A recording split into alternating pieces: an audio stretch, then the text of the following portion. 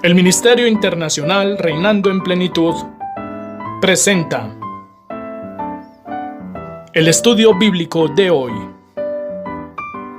Pastor Jorge Matallana. Mis amados hermanos, preciosa iglesia, damos gracias a Dios por un día más de vida y por la posibilidad que nos ofrece de poder acercarnos una vez más a su palabra.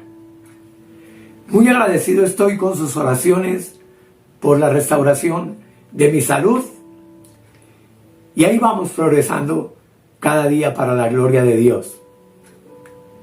Hoy quiero, amados, compartir con ustedes una respuesta a una pregunta que me ha sido hecha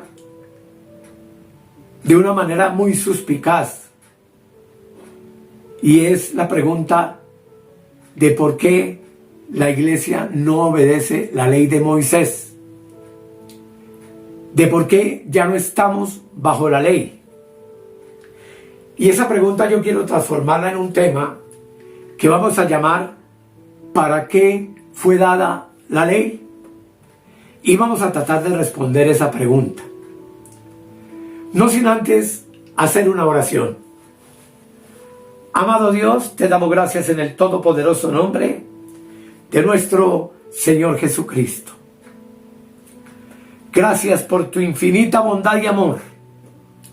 Gracias porque hasta aquí nos has concedido la vida. Gracias por enseñarnos a entender y comprender tu palabra maravillosa por medio del Espíritu Santo, para gloria de Dios y por supuesto para bendición de nuestras vidas. En el nombre del Señor Jesucristo. Amén. Todos, amados, son bienvenidos al estudio bíblico de hoy.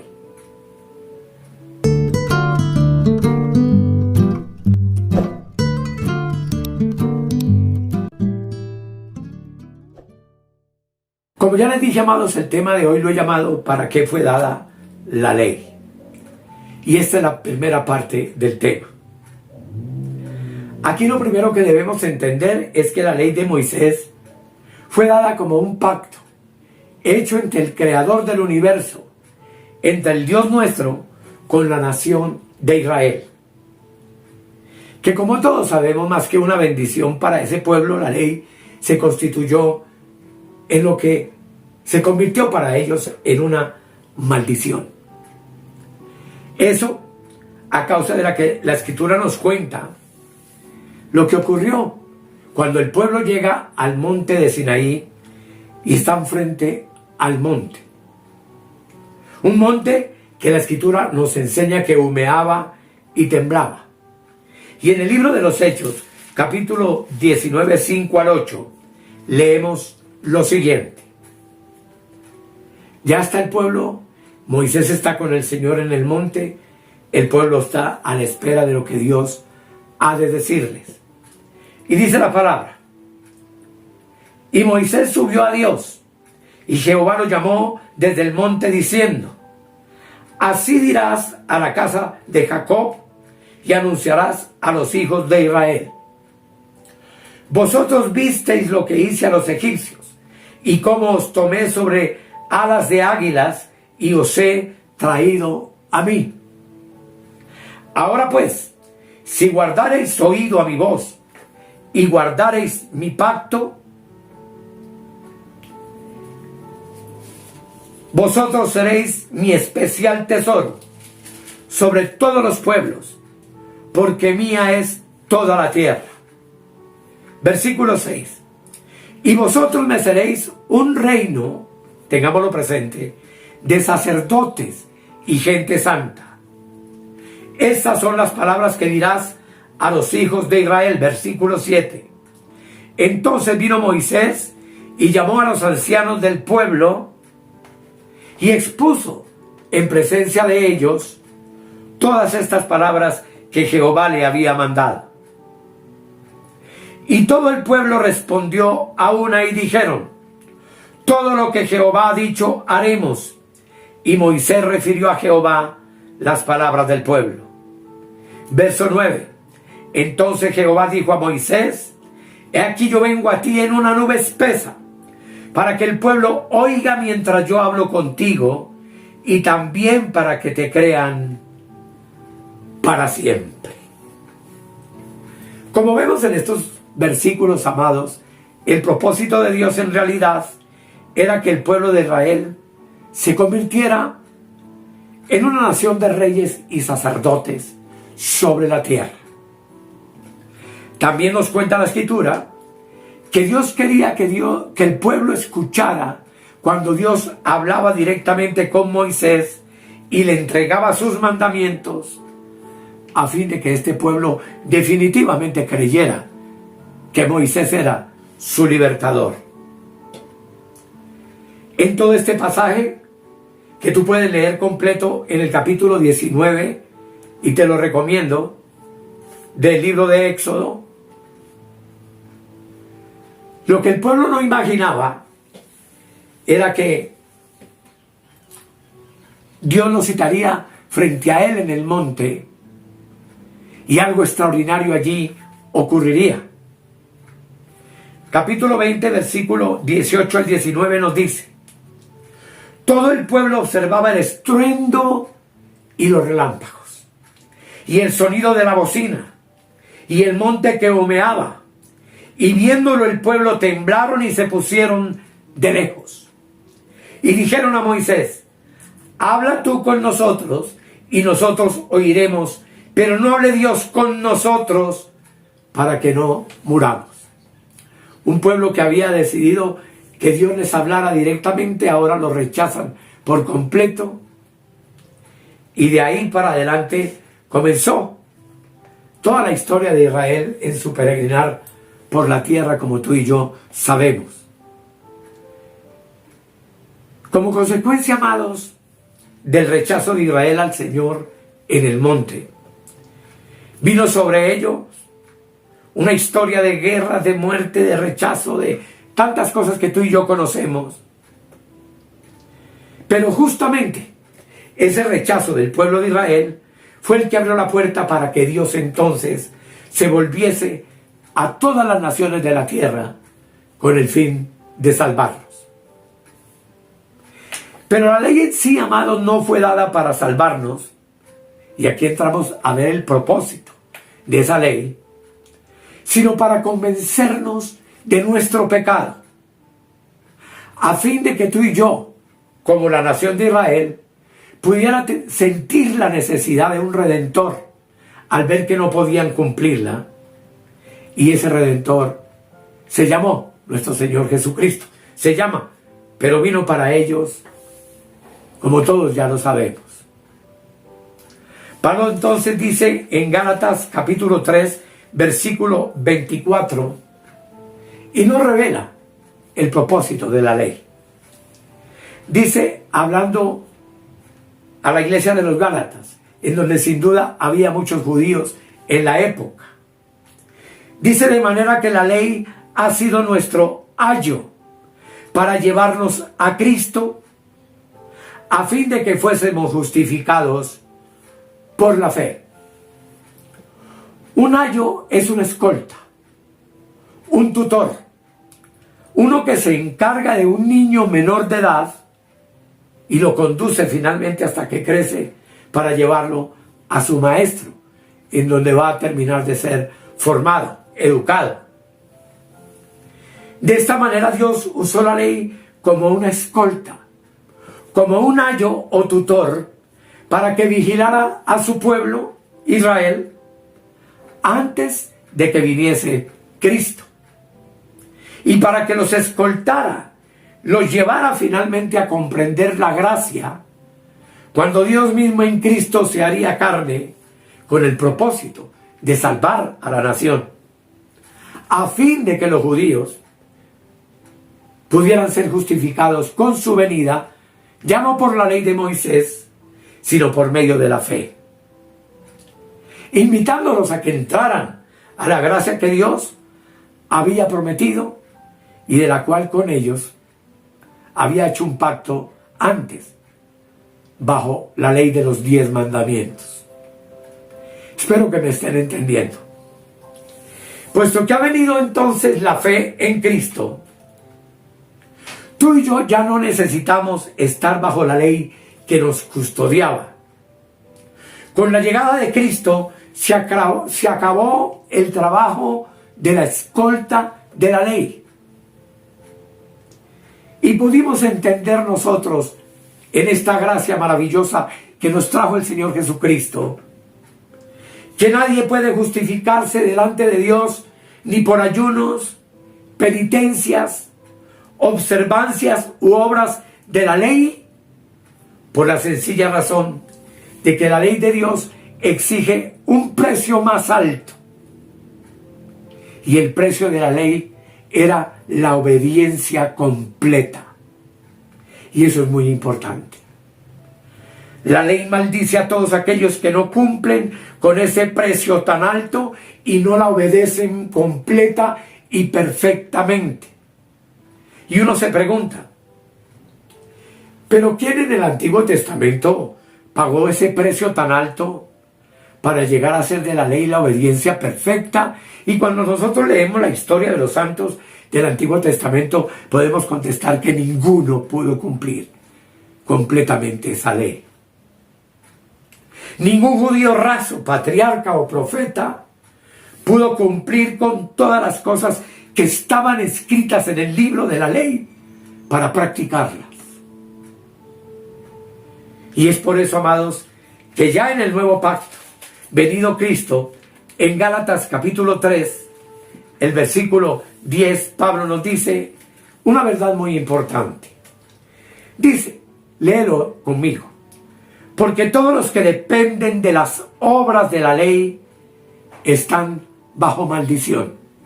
Pues escrito está, maldito todo aquel que no permaneciere en todas las cosas escritas en el libro de la ley para hacerlas.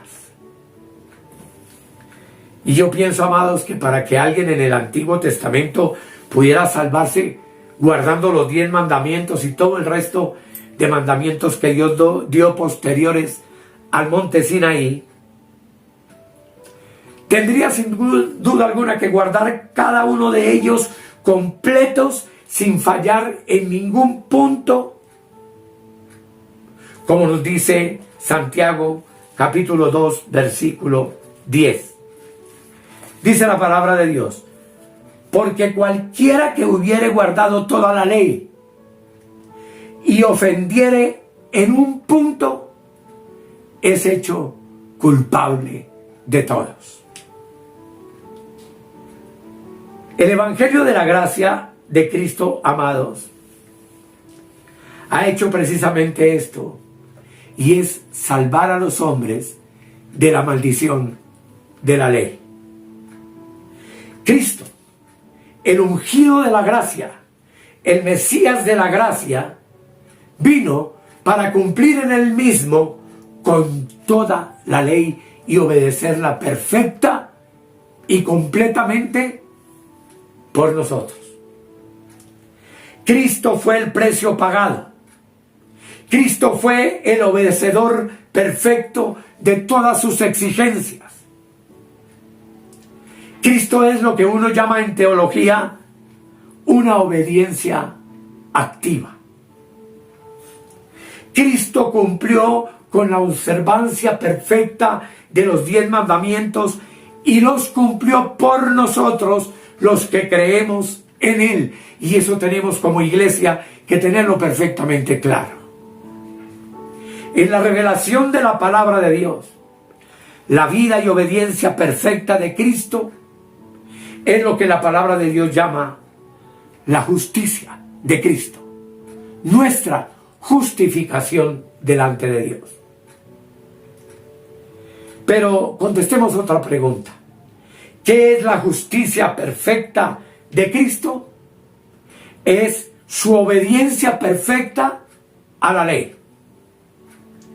Esta justicia perfecta es imputada entonces, abonada y acreditada a la cuenta de todos aquellos que hemos puesto nuestra vida y nuestra confianza en Cristo, en todos los que le tenemos habitando en nuestros corazones, en la plenitud de nuestro espíritu.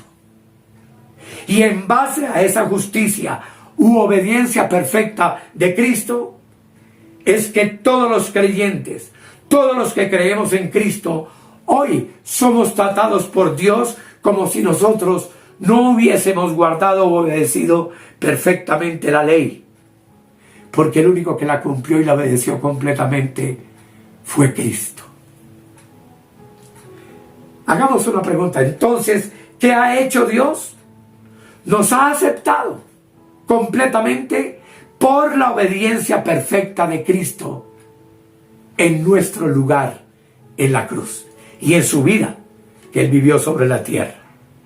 Por eso Gálatas 3:13 dice de manera perfectamente clara: Cristo, léelo conmigo, nos redimió de la maldición de la ley, hecho por nosotros maldición, porque está escrito: maldito todo el que es colgado en un madero. ¿Y qué quiere decir esto? Que Cristo, amados, como nuestro sustituto en la cruz, no solo llevó la maldición por nosotros, sino que también dice la Escritura que fue hecho maldición por nosotros. Y cuando Cristo quitó nuestro pecado en la cruz, entonces nos redimió de la maldición, de la sentencia de la condenación y de la muerte que infringía la ley a cualquiera que la desobedeciera. Esta doctrina, amados, es la más fundamental de la fe cristiana, que infortunadamente de ello no se habla, que ha venido por mucho tiempo siendo ocultada al pueblo de Dios. Pero esta es la doctrina de la gracia que también muchos desechan por incredulidad o por ignorancia. Y es que, amados, no es posible entender la muerte de Cristo sin tener un claro entendimiento de las exigencias que la ley hacía. Cristo murió para propiciar la ira de Dios que la ley estipulaba para el infractor. Según la ley, la paga del pecado es muerte. Y Cristo sufrió la paga del pecado tuyo y mío. Cristo murió en la cruz por todos los que en Él hemos creído. Y lo hizo como nuestro único y suficiente sustituto. Es entonces, amados, que tú y yo podemos concluir en este primer punto que todas las obligaciones legales de todos los creyentes ante la ley de Dios fueron cumplidos por Cristo. Es por esta razón que todos los que hemos creído en el bendito evangelio de la gracia de Dios, no estamos obligados a cumplir con ninguna demanda, obra o exigencia de la ley o con la ley para ser salvos. Tú y yo hoy hemos sido salvados por la bendita gracia de Dios, por la obediencia perfecta de nuestro amado Redentor, porque Él por nosotros sufrió en la cruz, haciéndose maldición, que era la paga de la ley, para que tú y yo, por medio de su muerte, fuéramos librados de esa maldición y de decir que estamos obligados a obedecer la ley de Moisés. Ese, amados, es la primera parte. Aquí no hemos terminado. Haré una segunda parte recopilando de nuevo todo esto y trayendo más claridad sobre este asunto tan importante. Porque evidentemente tú y yo en Cristo hemos obedecido toda la ley y por supuesto no estamos sujetos a ella y ninguno de nosotros vive bajo su maldición.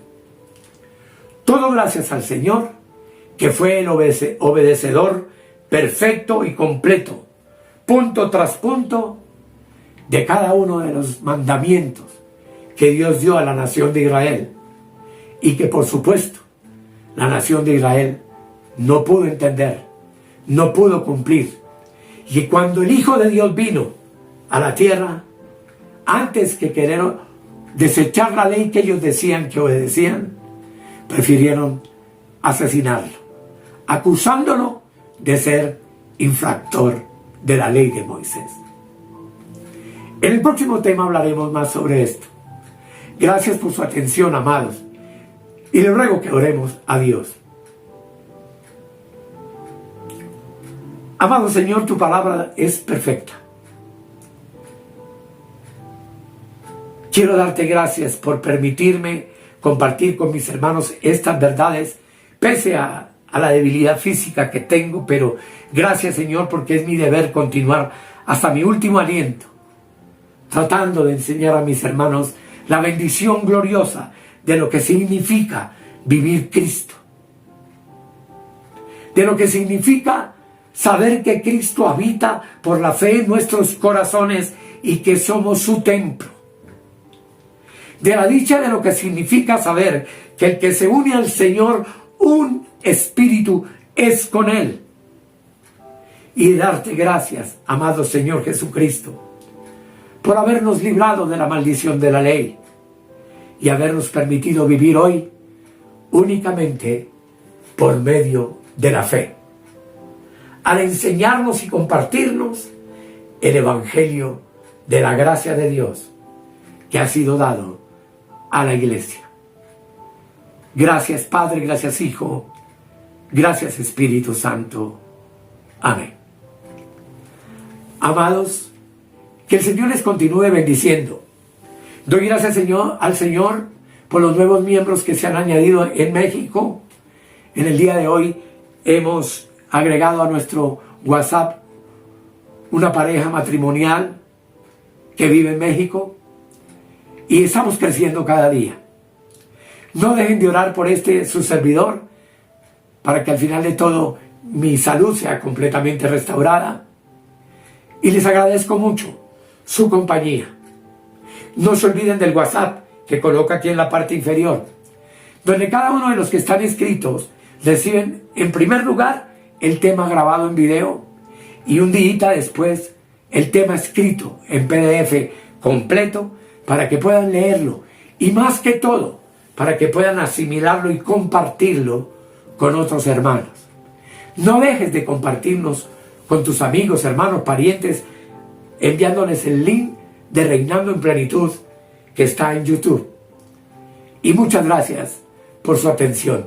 Que el Señor, amados, les continúe bendiciendo.